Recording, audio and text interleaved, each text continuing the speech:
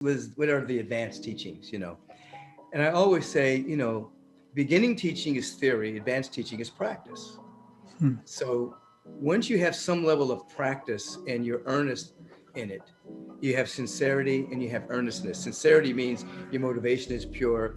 Earnestness means you practice whether you feel like it or not.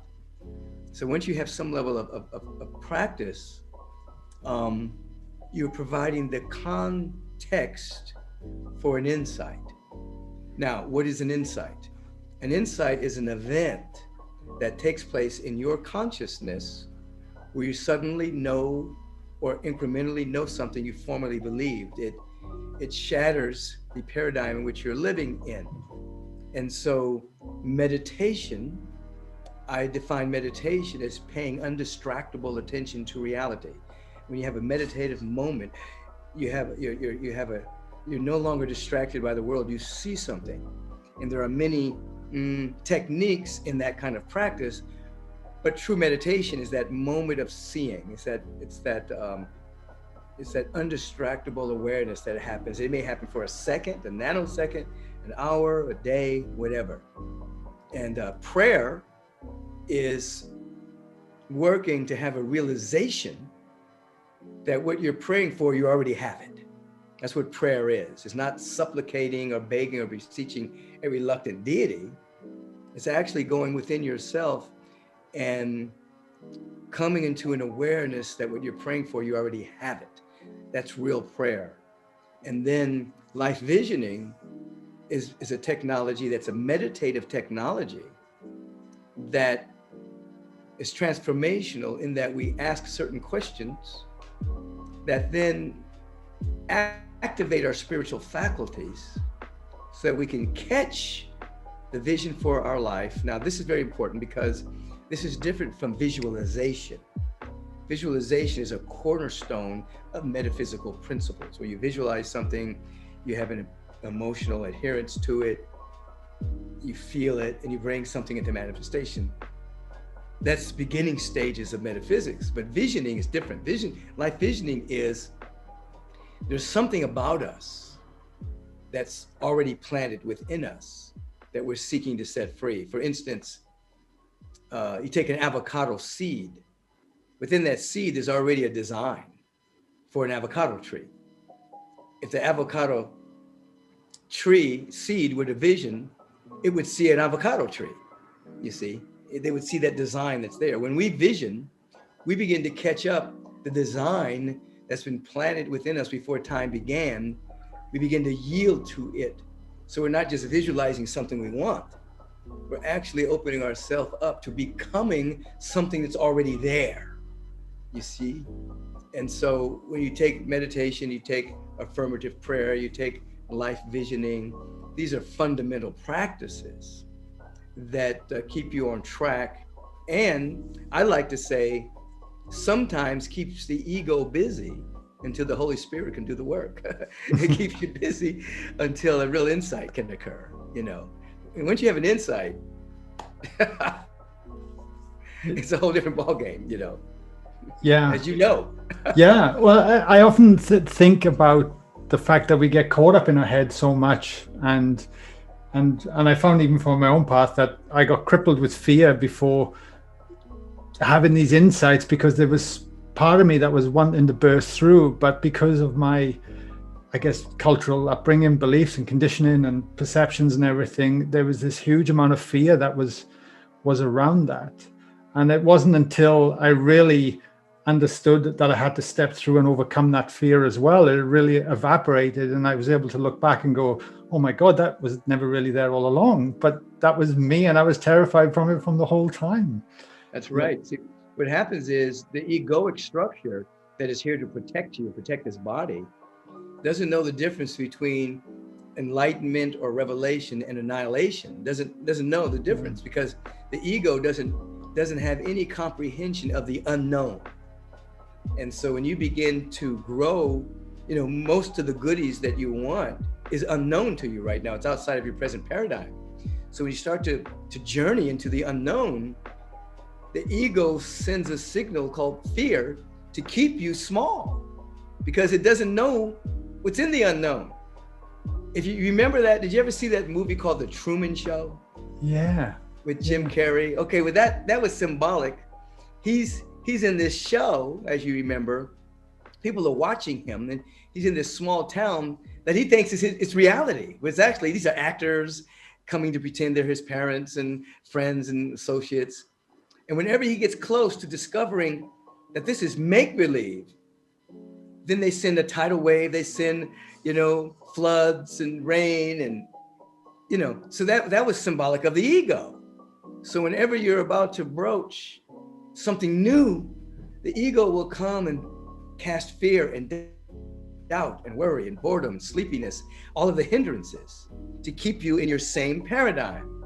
So when you finally, as you did, realize it's just fear, and I'm going to go through it anyway, then you come out into a different world. You say, whoa, I didn't even know this existed, and then the ego is sly, it's clever, it creates all kinds of patterning to keep you the same.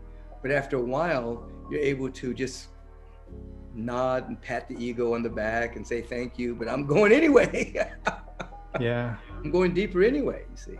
Yeah, absolutely. I think about as well the amount of fear that if you do plug into mainstream media and everything, that the way the world is right now. And I often wonder, especially from your experiences of seeing so many people and being in doing this for so long, do you think that we are all ready and searching to overcome the fears that are in our life and are open more to this work? Or do you still think that we're still the majority of people are not looking at it then? Well, I'll answer two ways. One, I am optimistic, and an optimist is not a person that doesn't believe there aren't issues or problems. An optimist is just a person that knows there's a solution to everything. That's what an optimist is. So I'm very optimistic. And I can say at this stage of our development, after looking at the arc of the last 40, 45 years, that we are further along than we were 30 years ago. This kind of conversation and this is much more prevalent and popular throughout the world than it was 30 years ago. There are more people meditating, more people studying, more people reading these kind of books than percentage-wise, not just numbers-wise, but percentage-wise than any time in human history. So as a species, yes, we can overcome the fear. And the second part of your question, still the majority of people are not there yet. Primarily, you have a group of people who are still living under the aegis of survival. People that are living in war-torn countries, people are living in inclement weather, floods, fires, droughts, and so there are people that wake up every day and they're not thinking about enlightenment. They're thinking about, how am I going to get food to feed my child? So that's what's on their mind. So I teach that we have to meditate in proxy for these people, because they can't, we must. And because we can, we must, because there are millions of people who just can't do it. They're just on the edge of survival. And then there are people who are caught up in the world and they're materialistic. And this kind of conversation would be foolish to them. You know what I mean? This is foolishness. What are you talking about? Meditation and, but as it states in one of the scriptures, that the spiritual can only be discerned by that which is spiritual. That a natural man and woman can't discern anything spiritual. They think it's foolish. So when you start to have a spiritual opening, then it's no longer foolish. It's like, oh, I see.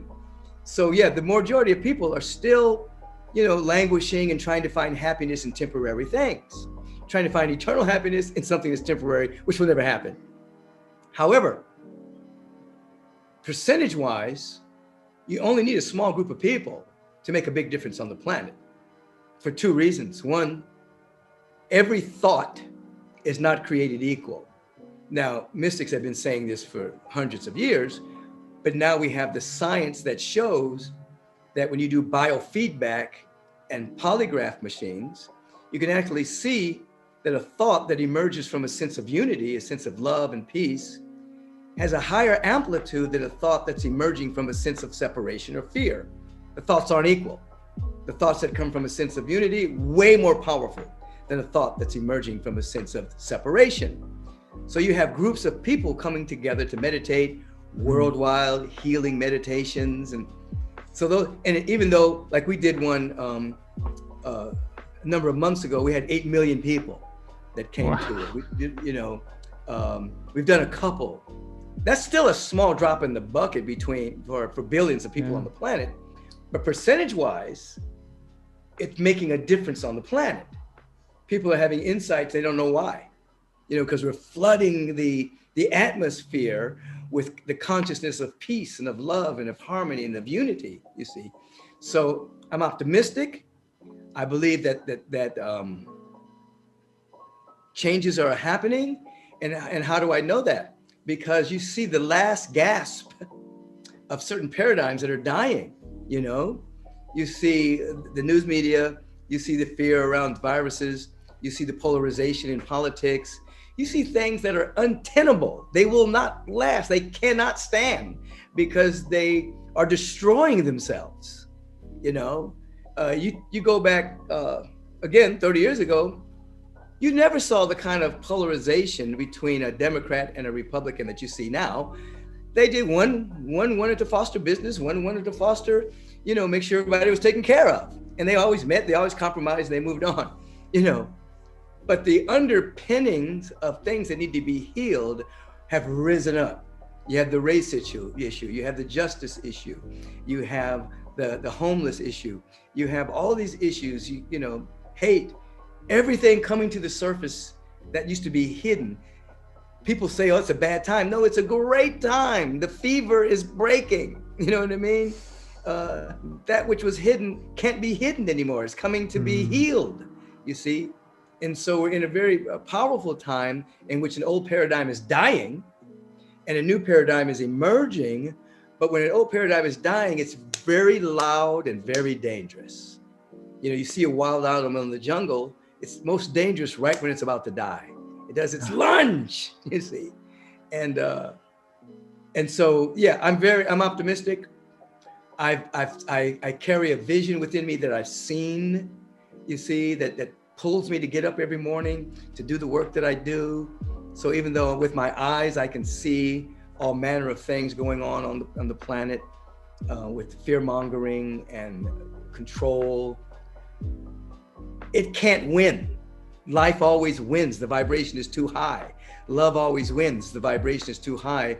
So dictatorship and hate and things like that can be on the throne for a moment when you look at time, but it can't last because it's not in integrity with the fundamental harmony of the universe, which is progressive, you see.